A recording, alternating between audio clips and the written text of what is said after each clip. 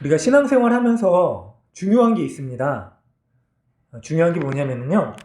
우리가 믿는 믿음의 대상이 누구인지를 아는 것.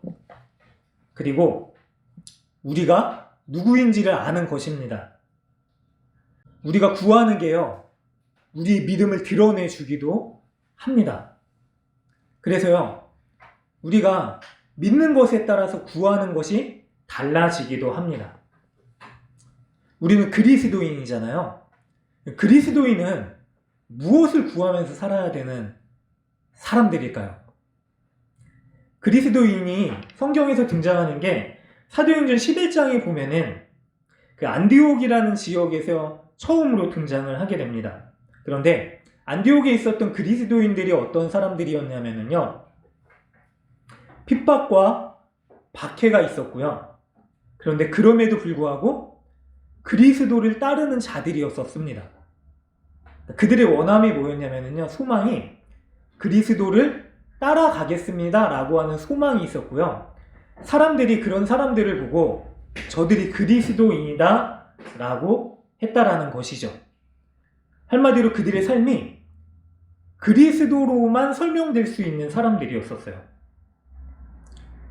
그런데요, 이 그리스도인이라는 삶의 의미가 많이 변했습니다.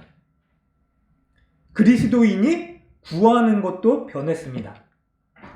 지금 이 시대를 좀 어려운 말로요, 포스트 크리스텐덤이라는 시대를 살고 있다 그래요. 이게 어떤 말이냐면요, 크리스텐덤이 그리스도인 세계예요. 그리스도인들의 국가. 초대교회가 세워지고 나서 박해가 있었지만 결국 313년에 그 콘스탄티누스 황제에 의해서 교회가 국교로 세워져요. 그리고 나서 어떻게 되냐면 그리스도인들이요, 합법적으로 세상의 모든 일들, 정치와 경제와 사회적인 부분들에 대해서 이야기를 하고 또 여러 가지 영향력을 끼쳤어요. 선한 영향력이었죠. 우리나라도 그랬습니다. 초기 우리나라에 기독교가 들어왔을 때 구한말, 일제강점기 시작됐을 때 기독교가 정말로 선한 영향력을 많이 끼쳤어요. 일제의 그 치욕스러운 아픔 가운데서 사람들을 위로했고 이 나라와 역사가 바른 방향으로 갈 수 있는 길들을 제시하고 운동도 있죠. 기독교의 그 당시 인구가 1.5%가 안 됐다 그래요. 그런데 3.1운동을 주도했었던 사람 중에 기독교인이 40%가 넘었대요. 병원을 세웠고요. 여러 가지 선한 영향력을 했죠. 그래서 사람들이 교회를 인정했습니다. 그리고 교회를 긍정적으로 바라봤고요. 역시 교회가 선한 일들을 많이 하는구나 라는 칭찬도 했죠. 교회가 힘을 얻었고요. 그래서 어떠한 일이 일어났냐면 사람들이 교회로 많이 몰렸습니다. 6.25 이후의 아픔, 정말 가난했잖아요.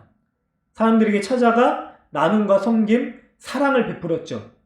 그리고 정말로 어려웠었던 시절에 교회를 통해서 사람들이 배고픈 사람들이 먹고 또 의지가 되기도 했었습니다. 그런데 포스트 크리스텐덤 시대가 됐다라는 게 뭐냐면요, 이제 더 이상 교회가 주도권을 가지고서 세상에 선한 영향력을 끼치는 일들을 하지 못하는 시대가 됐어요.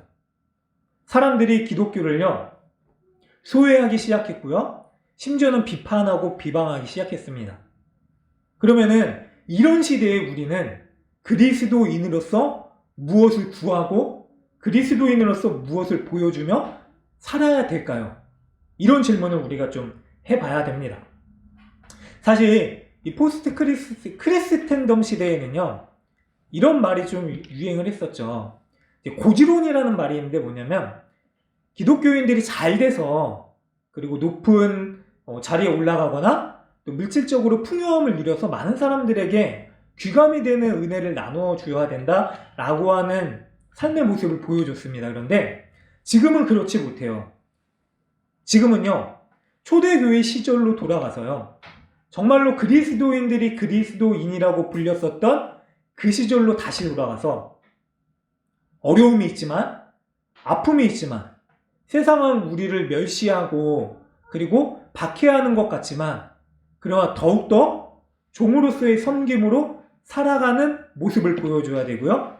그래서 하나님께서 이 시대의 그리스도인들에게 원하시고 그러인들을 통해서 사람들이 하나님의 모습을 보게끔 하시고 계십니다. 오늘 말씀이 그런 의미에서 살펴볼 수 있는 말씀입니다. 예수님이 가이사랴 빌립보라는 지역을 지나가실 때 제자들한테 질문을 하세요. 뭐라고 하시냐면 사람들이 나를 누구라고 하느냐라는 질문을 하시죠. 그랬더니 제자들이 더러는 예레미야라고 하고 더러는 선지자라고 말하고 더러는 세례 요한이라고 말하기도 합니다라고 얘기를 합니다. 이거는 그러니까 이스라엘 사람들에게 있어서는 굉장한 칭찬입니다. 왜냐하면 그 위대한 엘리야와 같은 모세와 같은 그러니까 당신 대단한 하나님의 능력의 종입니다 라고 하는 칭찬입니다.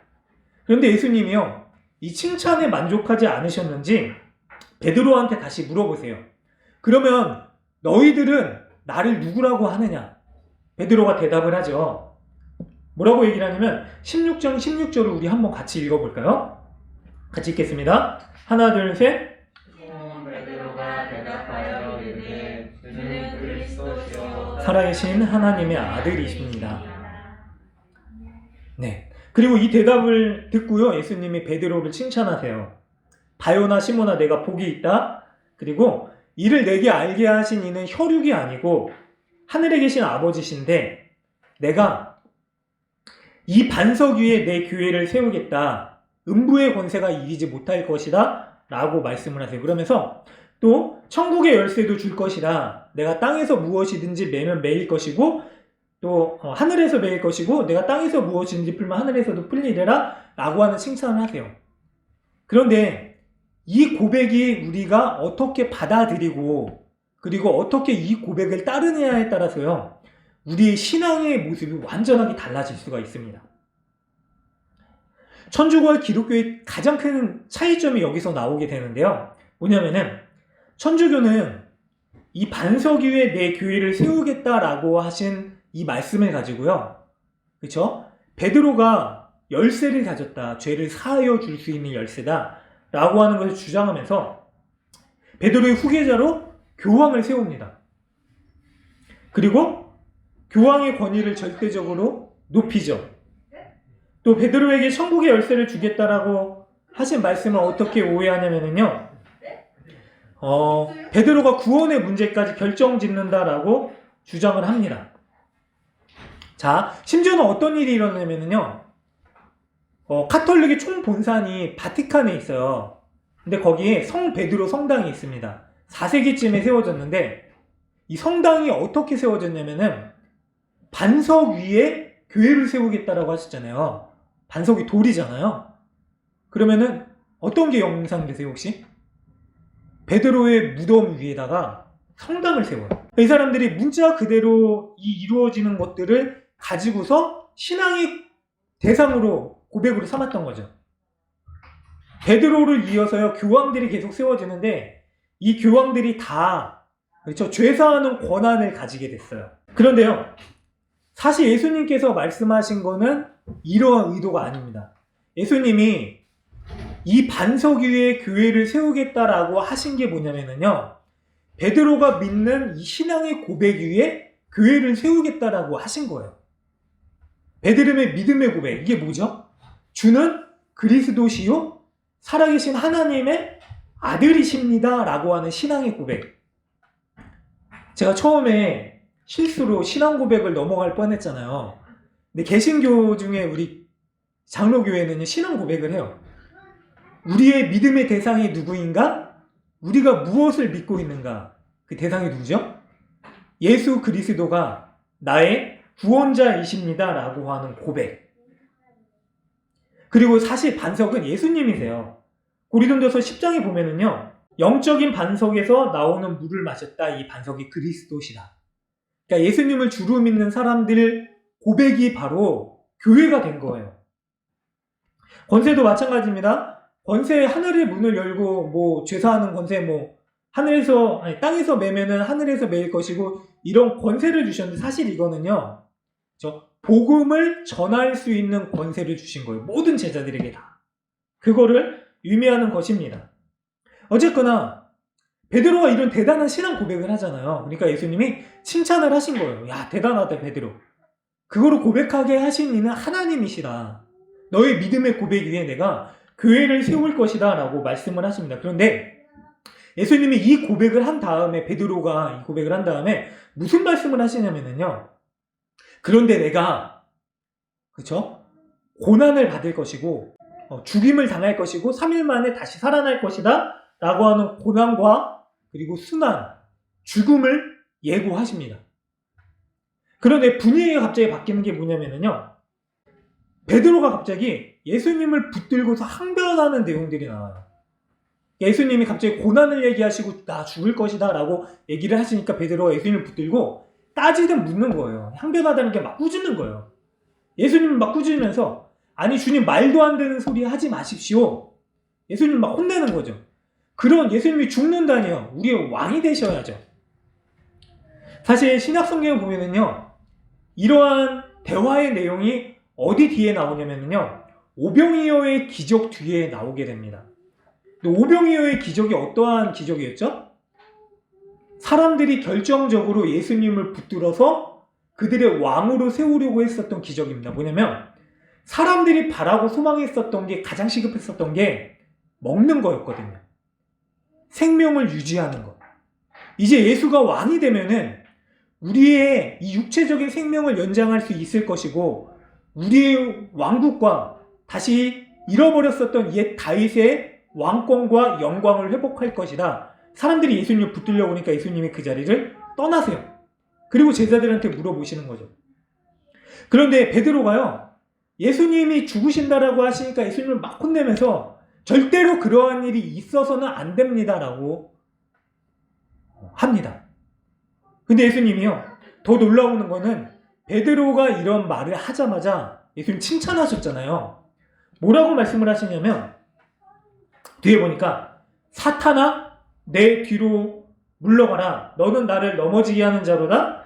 내가 하나님의 일을 생각하지 아니하고 도리어 사람의 일을 생각하는도다 라고 말씀을 하세요. 베드로를 칭찬하십니다. 권세를 주셨어요. 이 신앙 고백 위에 교회를 세우겠다라고 하셨는데 갑자기 사탄이라고 말씀을 하세요. 이게 어떻게 된 일일까요? 우리가 잘 기억해야 될 게 있습니다. 우리가 구하는 게 무엇이냐에 따라서요, 우리가 진실하게 예수를 믿는 사람인지 아닌지를 알 수 있다라고 서두에 말씀을 드렸잖아요. 보세요. 베드로가 구하는 게 무엇이었을까요? 예수님이 그대로 말씀하셨습니다. 사람의 일.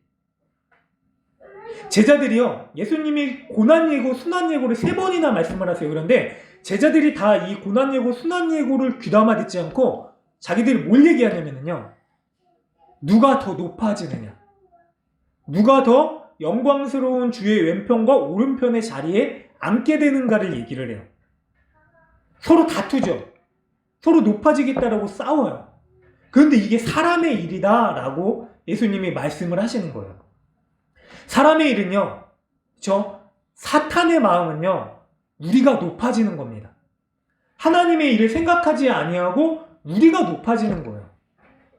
자, 신기하게도요, 성경에서 예수님이 하나님이신 거를 제일 먼저 발견한 존재가 누구인지 아세요?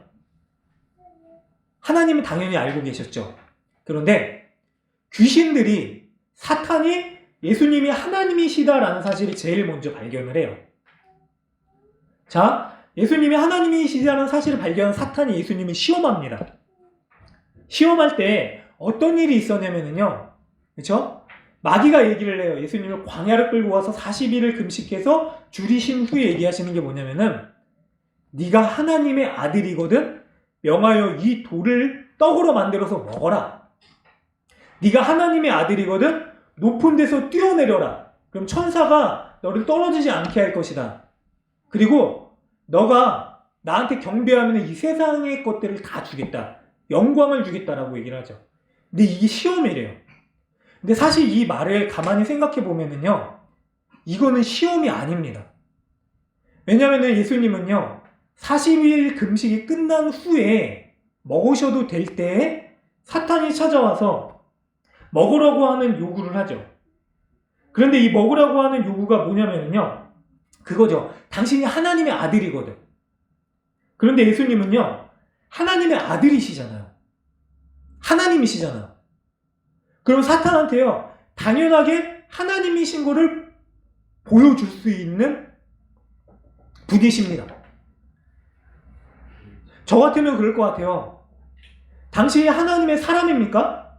그러면 하나님의 능력을 나타내 주십시오 라고 할 때요, 제가 가능하다면 정말로 하나님이 제게 능력을 주시고 은혜를 주셔서, 그렇죠, 이왕에 사역을 할 거면은 능력이 나타나고 은혜가 나타나 주잖아요.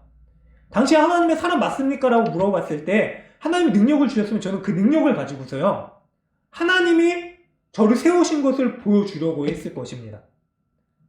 보여주면은요, 사람들이 예수님을 더 잘 믿을 거 아니에요. 우리가 그런 생각을 하잖아요.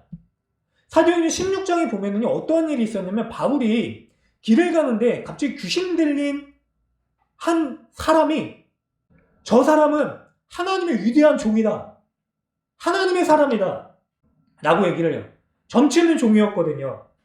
계속 따라다니면서 소리를 지르니까 바울이요, 어떻게 얘기를 하냐면요, 16장 18절에 여러 날이 이렇게 하니까 바울이 심히 괴로워하여 돌이켜 귀신에게 명하여 그리스도의 이름으로 내게 명하노니 그에게서 나와라 라고 하는 사건이 이루어집니다. 축기의 역사가 나타나요. 그런데 저 같았으면은요, 저 교회가 부흥할 수 있잖아요. 귀신이 도리어 하나님의 사람을 보고요, 우와, 저 사람은 진짜 하나님이 함께 하신 사람이다, 저 사람 믿어야 된다, 예수의 말을 믿어라 라고 할 거 아니에요. 그 역사가 나타날 거고요, 교회가 부흥할 것입니다. 여러분 같으면 어떻겠어요? 하나님의 능력을 나타낼 수 있고요, 귀신들이 그걸 인정을 해요. 그건 재밌지 않겠습니까? 신날 수도 있습니다. 그런데요, 바울이 심히 괴로워했대요. 왜 괴로워했을까요? 기쁜 일인데. 질문을 한번 해보세요. 왜 괴로워했을까요? 우리가 능력을 가진 것만으로 기뻐하는 게 하나님이 원하시는 일이 아니에요. 하나님이 원하시는 건 뭐냐면요, 바울이 봤어요. 예수와 함께 했기 때문에 보게 된 게 뭐냐면요, 사탄에게 사로잡혀서 고통받고 있는 저 불쌍한 영혼, 그 영혼의 긍휼함, 그 영혼의 긍휼함을 보니까요, 기뻐할 수가 없는 거예요. 너무 괴로워서요, 심히 괴로워서요, 이 사탄아 물러가라, 그 영혼을 괴롭게 하지 말고 나와라 라고 했었던 사건, 이게 바로 하나님이 원하시는 일이거든요. 베드로도 마찬가지입니다. 베드로가 예수님한테 항변하고 꾸짖어요. 힘이 질책해요. 예수님, 말도 안 되는 소리 마십시오. 죽으신다니요, 영광을 받으셔야죠. 그런데 베드로가 생각했었던 영광이 누구의 영광이었을까요? 예수님이 예루살렘에 입성하셨을 때 제자들이 가지려고 했었던 영광, 바로 자기의 기쁨과 자기의 영광이죠. 많은 것을 버리고 따랐기 때문에 그렇잖아요. 사람이 보상심리라는 게 있을 수도 있습니다. 보상심리보다 더 큰 것, 영광스러운 자리, 그게 마음의 욕심으로 있었을 수도 있습니다. 그런데 그 사람의 일이라는 거죠. 하나님의 일은 뭐냐면요, 죽으시는 거예요. 다시 예수님이 시험 받으셨던 사건을 생각해 볼까요? 그게 시험인 이유가 뭔지 아세요? 시험이 아닐 수 있다라고 말씀드렸죠. 예수님이시잖아요. 하나님의 아들이시잖아요. 그러면 만들어 드셔도 괜찮습니다. 왜냐하면 하나님의 아들이신 것을 보여줄 수 있는 기회였잖아요. 그런데요, 예수님이 그걸 시험이라고 성경에서 얘기하는 이유가 뭐냐면요, 마귀가 얘기하는 게 그거예요. 당신은 하나님의 아들이시잖아요. 하나님의 아들이신 분이 왜 죄악된 인간들을 위해서 당신을 그렇게 멸시하고 천대하고 증오하는 인간들을 위해서 낮아지셔서 죽으려고 오셨습니까? 죽지 마십시오. 저 영혼을 불쌍히 여기지 마십시오. 그냥 하나님의 영광된 자리에, 영광스러운 자리에 계십시오. 십자가를 지지 마십시오. 저들은 불쌍히 여겨져야 될 가치가 없는 존재들이 아닙니까? 죽지 마십시오라고 하는 게 바로 시험이었죠. 우리에게 말씀하고 계시는 겁니다. 그러면서 예수님 말씀하시잖아요. 너희들이 나를 따르려거든 자기 십자가 뭡니까? 죽음이죠. 다른 사람을 위해서 대신 죽을 수 있는 그 희생적인 사랑을 가지지 않으면은 너희들이 절대로 나의 길을 따라올 수 없다라고 말씀을 하신 겁니다. 그게 없으면은요, 우리는 절대로 그리스도인으로서 살아갈 수 없습니다. 아쉽게도요, 지금의 교회와 예수님을 믿고 따르고 있는 우리조차도요, 어떠한 삶을 살았냐면요, 예수의 이름을 가지고요, 떡을 만들 뿐만이 아니라 우리의 배가 터지도록 우리의 배를 위하여 구하게 되는 것들을 하나님 앞에 간구하면서 그것을 들어주실 때에는 그리스도인 됐다라고 하는 그런 말도 안 되는 삶을 살았습니다. 그게 계속되다 보니까요, 그리스도인과 세상과 전혀 다를 게 없는 거예요. 세상 사람들이 구하는 것도요, 자기의 배를 불리기 위한 거죠. 탐욕스러운 세상입니다. 그런데 그리스도인들마저도요, 자기의 배를 불리기 위한 일들을 구하고 있는 거예요.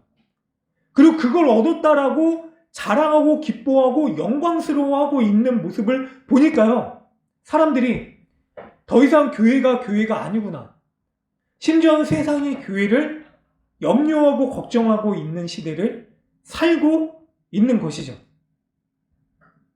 예수님이요, 정말로 너희가 나를 따라오려고 하느냐 물으세요. 그리고 나를 따르려거든 자기의 십자가를 져라 라고 요청을 하시죠. 그리스도인 됐다라고 하는 게요, 많은 것을 누리는 삶이 아닐 수 있습니다. 힘들고 가난할 수도 있습니다. 그런데 반대로요, 너무나 큰 거를 누리는 삶입니다. 뭐냐면요, 영생을 소유한 자이기 때문입니다. 작은 거에 가치를 두고 목숨을 걸고 살아가는 게 아니라요, 가장 완전한 거, 제일 큰 거, 세상을 다 바꿔도 우리가 얻을 수 없는 그거를 이미 우리가 소유하고 살아가고 있는 사람들이기 때문에요, 세상에서는 나그네의 같이 살아가지만 연연해하지 않고 하나님의 영광이 계신 그 하나님의 나라, 우리의 본향 땅을 사모하면서 살아갈 수 있는 사람들이 되는 것이죠. 십자가의 길이 어렵습니다. 근데 주님이요, 당당하게 우리한테 그 길을 제시하고 걸어오라고 말씀을 하고 계십니다. 이 길이 쉽지 않기 때문에 우리의 힘만으로는 갈 수 없습니다. 그러면은 주님이 요구하시는 그리스도인의 삶, 제자들이 따라가야 되는 이 삶을 우리가 어떻게 살아갈 수 있을까요? 사실 그리스도인들은요, 처음에 말씀드렸듯이요, 그리스도로 밖에는 해석이 되지 않는 삶을 살아가는 사람들입니다. 그리스도인들이 가장 잘 보여주는 삶의 모습이 뭐냐면요, 의존성이에요. 의존성. 무엇을 의존하냐면요, 예수님 의지하는 거예요. 내 아버지 하나님, 그 하나님을 의지하는 거죠. 우리의 부모님 세대들, 그렇죠, 옛 어른들이 많이 그런 모습을 보이셨죠. 저도 저희 어머니나 할머니 때부터 이제 신앙생활을 그분들이 하셨기 때문에 자연스럽게 신앙생활을 하게 됐습니다. 근데 그분들을 보면은요, 정말 연약하셨어요. 힘도 없으셨어요. 때로는 몸이 아프셨어요. 너무나 아프셨죠. 그럼에도 불구하고 육신은 쇠하시고 골골댔지만 다른 사람들한테 내세울 능력은 없으셨지만 그분들이 했던 게 뭐냐면요. 기도의 자리, 하나님을 의지하는 그 의존의 자리를 그분들이 포기하지 않으셨던 모습을 보여주셨습니다. 그게 바로 그리스도인이거든요. 그것이 바로 그리스도인들이 가질 수 있는 가장 큰 힘과 능력입니다. 예수님이 그 모습을 보여주셨어요. 연약한 아기로 그리고 연약한 인간의 몸을 입고 세상 가운데 오셨잖아요. 그러면서 예수님이 끊임없이 고뇌하고 괴로워하셨어요. 배반을 하기도 했고요. 사람들로부터 질타를 당하기도 했습니다. 예수님이 심지어는 하나님한테 어떤 기도를 하셨냐면요. 아버지 하나님, 이 잔을 내게서 치워주세요. 그렇죠.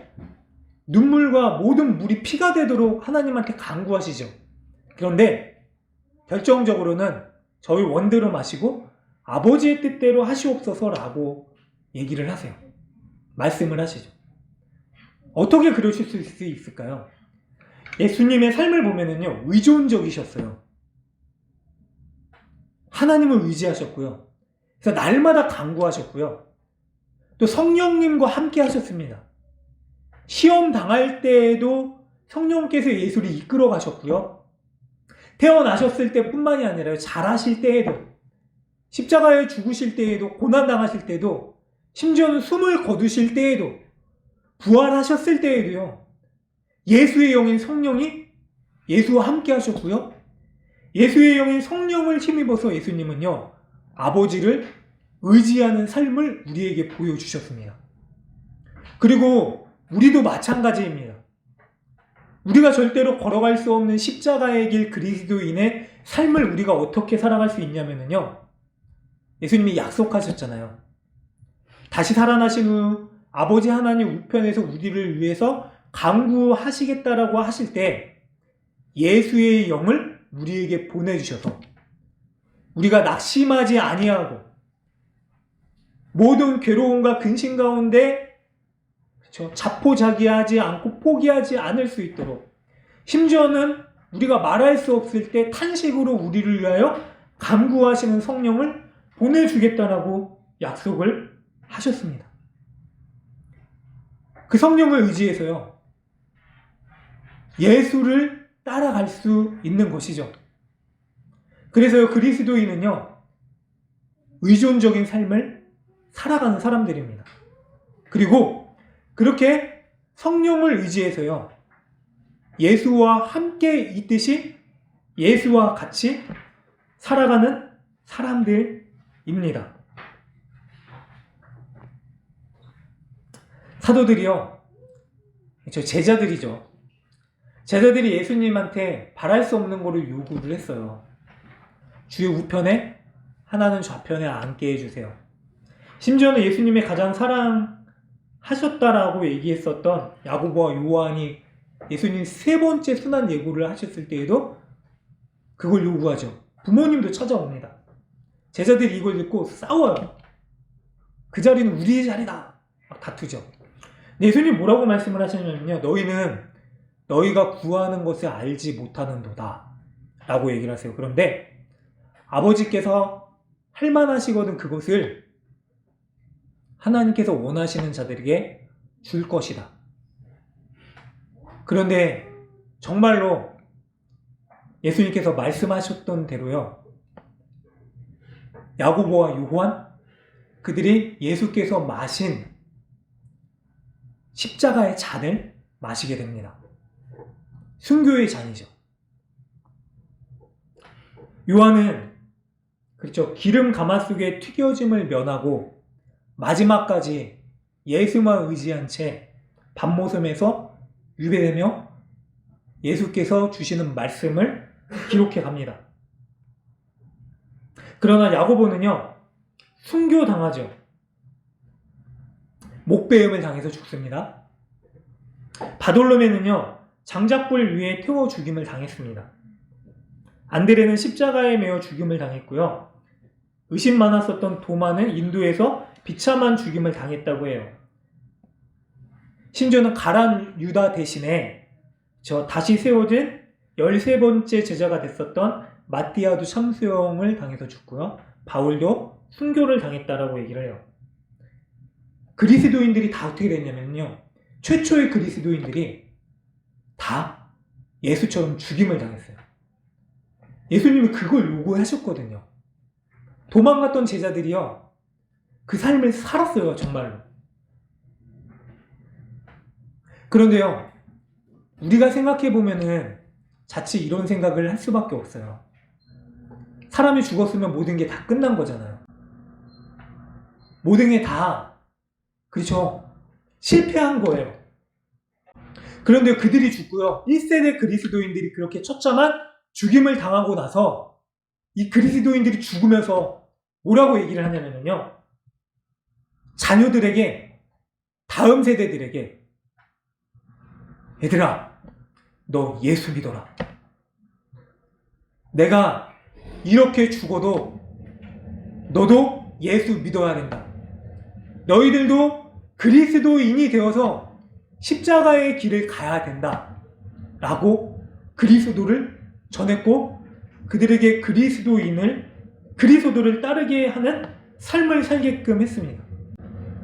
사람의 생각을 보자면요. 그러면 안 되잖아요. 너 예수 믿으면 이렇게 되니까 절대로 예수 믿어서는 안 된다라고 얘기해야 되는 게 사람의 생각인데요. 당연한 말인데요. 그리스도인들이 뭐라고 얘기를 하냐면요. 내가 이렇게 그리스도와 같이 죽을지라도 십자가를 질지라도 고난의 길일지라도 그곳이 사망으로 끝나는 길일지라도 나는 여호와를 믿고 그 길을 기쁨으로 가겠다. 너희들도 내가 죽고 나서 예수를 믿어라. 기쁨으로 그 길을 가라라고 이야기를 했다라는 것이죠. 왜 그럴 수 있었을까요? 십자가의 길만이 우리의 삶을 살게끔 만드는 길이기 때문입니다. 우리가 생명을 찾을 수 있는 유일한 길이요. 그리스도인으로서 예수께서 우리에게 주신 생명의 길로 나아가는 것만이 유일하기 때문입니다. 그래서 주님이요. 우리를 너무나 사랑하시기 때문에요. 그 길로 우리를 초청해 주고 계시는 겁니다. 누구든지 나를 따라오려거든 부활하신 예수께서 생명의 주인이신 그분께서요. 자기를 부인하고 자기 십자가를 지고 나를 따라오너라 라고 말씀을 하고 계십니다. 사랑하는 여러분들, 무엇을 구하며 살아가고 계십니까? 어디에 소망을 두고 계십니까? 무엇을 간구하며 하나님을 붙들고 계십니까? 하나님 우리를 붙들어 주세요. 그리고 붙드시면서 하시는 말씀은요. 십자가 져라.